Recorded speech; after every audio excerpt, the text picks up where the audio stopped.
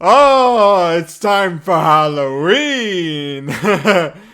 Don't come to my house or I'll suck your blood. I'll suck your blood.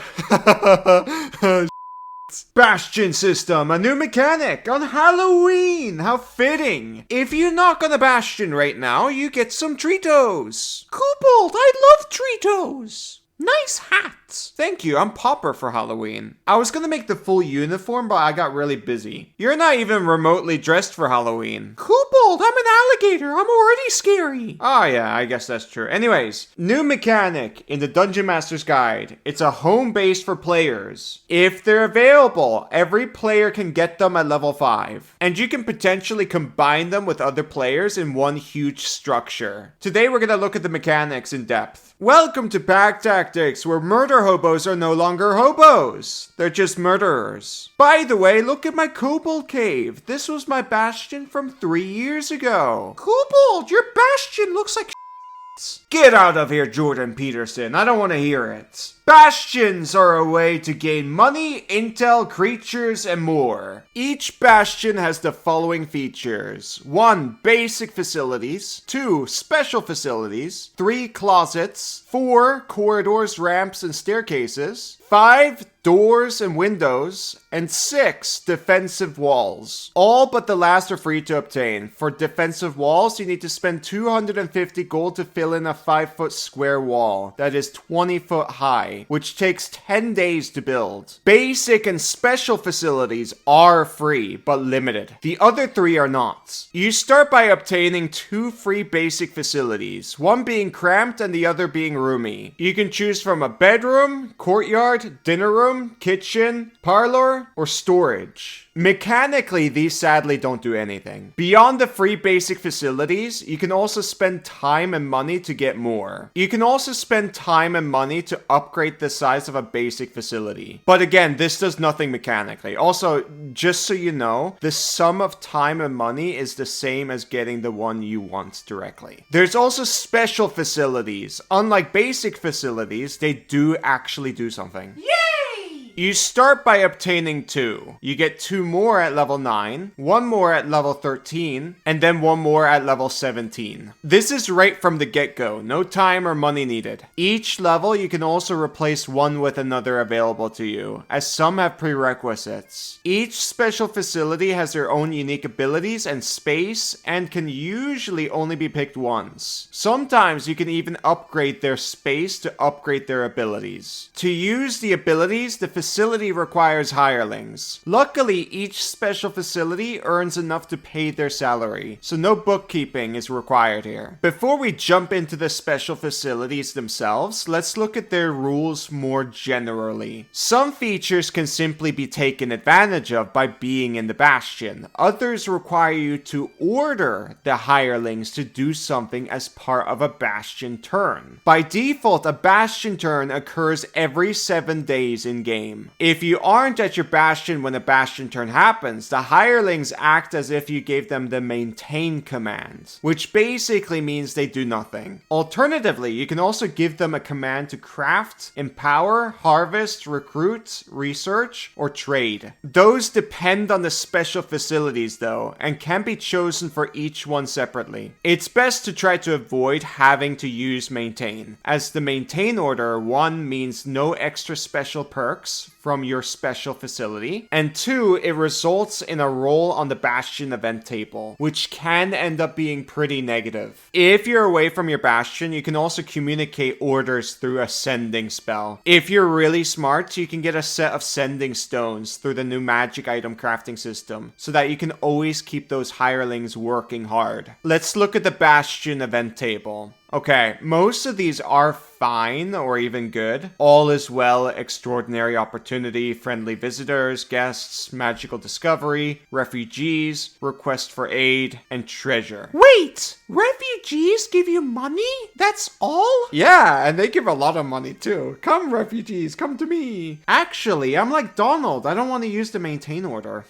I just want stuff in production all the time. Kobold, you're getting political. Yeah, let's move on before I get in trouble. I think it's incredible incredibly funny though. Seriously, so the bad ones are Attack and Criminal Hireling and Lost Hirelings. These can either lead to you shutting down a whole special facility or losing one or more hirelings. If a loss of a hireling leads to you not having any hirelings left at the facility, you cannot use it for the next Bastion turn. Same for the facilities shutting down. Afterwards, you're back in business automatically, with facilities having been restored and hirelings replaced. If you want to avoid a special facility to be shut down because of an attack, you need Bastion Defenders. The first way to access those is through the Barracks special facility at level 5, or you can go for the Miragini at level 13, or the War Room at level 17. When attacked, you roll 66. For each one, you remove one Bastion Defender. Only when you have 0 Bastion Defenders, a facility gets shut down. The walls I mentioned before help here too, because if your whole Bastion is enclosed by walls, you reduce the number of dice rolled by 2. Finally, the Armory allows you to change the D6s into D8s. Overall, this is what the different options look like in terms of the number of defenders you will lose. At average, you lose 1 at base, 2/3 with a wall, and 3/4 with an armory, and half with an armory plus walls. Now that that's out of the way, let's look at the options that are provided. At level 5, you get 2 picks from the Arcane Study, the Armory, the Barracks, the Garden, the Library, the Sanctuary, the Smithy, the Storehouse, and the Workshop. It's hard to judge how good each one is because it heavily depends on your campaign. Library is only good in campaigns where topical lore comes up a lot. Barracks is useless if you have long-range communication. You can easily make sure they don't default to the maintain order. It also makes the Armory useless too. The Arcane Study, Smithy, and Workshop are all kind of uninteresting when you first get access to them, as the things you can craft with them are really not that big of a deal. Now we're left with Garden, Sanctuary, and Storehouse. I think the Storehouse is just generally good. It's an easy answer to what you do with goods you want to sell, and you get to mark the prices up too. Combine that with the Garden, you've got a moneymaker, 60 gold each week selling flowers. It ain't much, but it's honest work. Alternatively, it might be worthwhile to invest in Sanctuary for a free cast of Healing Word. Though if you have downtime, you could very well just scribe 2 scrolls of the spell and still make money from selling the flowers. If I get a Bastion, I'm gonna have a nice garden. Here's the orders you make with the facilities, by the way. And here's the Kobold plushie, by the way. Good news, everyone! We reached our goal. We've sold over 200 of them, and right now they're currently in production. The plushie is still available at the store, but you have till November 1st before they're gone forever. So if you really want a little optimizer by your side to give you advantage, you only have a few days to get one. This video was supposed to come out on Halloween, but I wanted to give you guys more time. So what are you waiting for? Time's running out! This Kobold is all ears. Back to the video. At level 9, the meta changes a bit. The Arcane Study, Smithy, and Workshop can suddenly make common or uncommon magic items. I imagine they're assisting each other at least half the time so that they can always finish an item within the default frame of the Bastion turn. That means with either an Arcane Study or a Workshop, you can now obtain a bag of holding every week. Between the two, I would favor the Workshop for its potential secondary effect if you have some easy access to and from the Bastion. Alternatively, you get access to a few more options and 2 more picks. The Gaming Hall, the Greenhouse, the Laboratory, the Sacristy, the Scriptorium, the Stable, the Teleport Circle, the Theater, the Training Area, and the Trophy Room. Let's go gambling!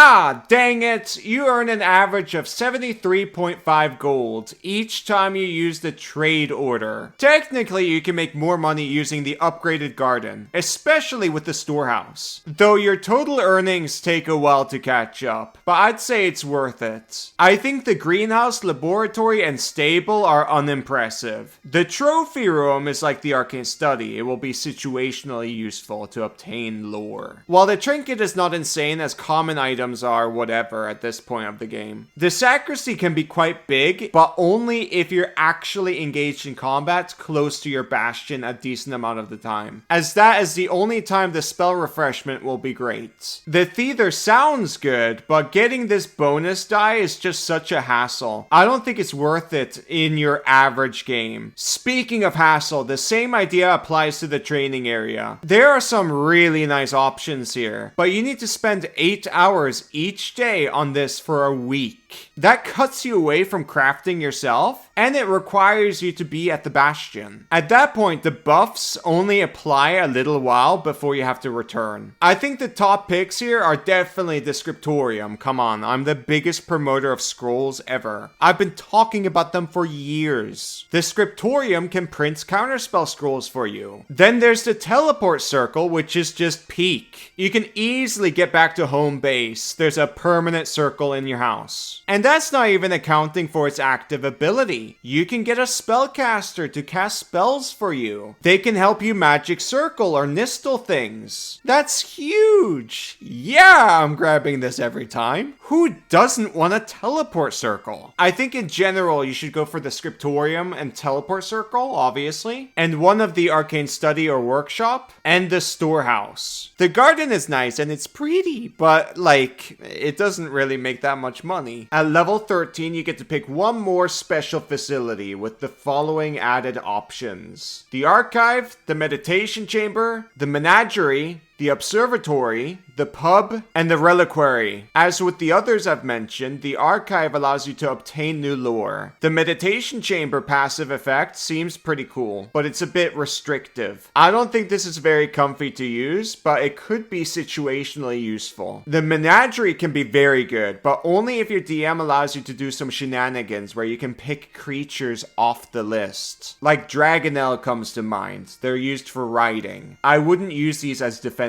for the Bastion. I would use these as mounts. I don't think the observatory is very good. If anyone in the party has access to contact other plane, the passive effect becomes kind of redundant. And the charms are not very good from the active effect. The pub's passive effect can be nice, but it heavily depends on your campaign. I think the reliquary is the most generally useful here, with its pretty good passive effect and active effect that allows you to cast spells like Planar Binding, Hero's Feast, or Resurrection for free. But if you have tons of money and money is never a problem, which is usually what happens at this level, then go for another option like the pub. If your DM lets you pick really cool creatures, pick the menagerie. And finally, we get to level 17, end game, and we get one more option. There's the demiplane, the guild hall, the sanctum, and the war room. The demiplane gives you quite a big number of temporary hit points, at least 85. That's very good. The passive effect can probably lead to some funny tech, but it doesn't seem that crazy. The guild hall has a ton of different options, though I think it doesn't earn you enough money. And you probably have enough opportunity to buy a ship instead of needing to create one. Maybe the Thieves Guild option can be unintentionally great depending on your game, but it's a bit unlikely. The Sanctum basically means you always leave home with a free cast of heal, which is pretty cool. Also, you can give someone at least 17 temporary hit points each day. That's not great given things like Inspiring Leader and Aid. There's tons of ways to ramp up tons of temp HP, especially at this level. An optimized party is probably walking around with 50 plus. But anyways, finally you can cast Word of Recall free of charge to get back to your base. That can be quite clutch. The last option is the War Room. This can give you some fodder to use in battle. The fodder can total 1,000 men, which can be pretty good, especially if you've racked up tons of magic weapons during the campaign. You can arm all those guards with magic missile wands. Now obviously you won't be able to arm 1,000 men with magic missiles, but 20 men with wands of magic missile goes pretty hard. I think most options here are fine except for the guild hall. I think you'll likely end up with one of arcane study or workshop, the storehouse, the scriptorium, the teleport circle, the reliquary, library or the pub, and basically any of the level 17 ones, except for the guild hall. I do really like this system. I really want Wizards to do more stuff like this. And it's not broken or anything, it's just fun extra mechanics. And it will likely lead to some fun roleplay opportunities. I really hope I get to try this in a campaign one day. It does seem really, really fun. I'm curious what you guys think about this. I know I just generally talked about them and just brought up the best stuff, but I showed everything on screen so you could just read everything. Anyways, I'm getting hungry on Halloween. I'm gonna eat a pizza. End of video. Don't forget to check out the Kobold plushie. You only have a few days if you want one. Tick tock, tick tock. Time's running out. Bye bye.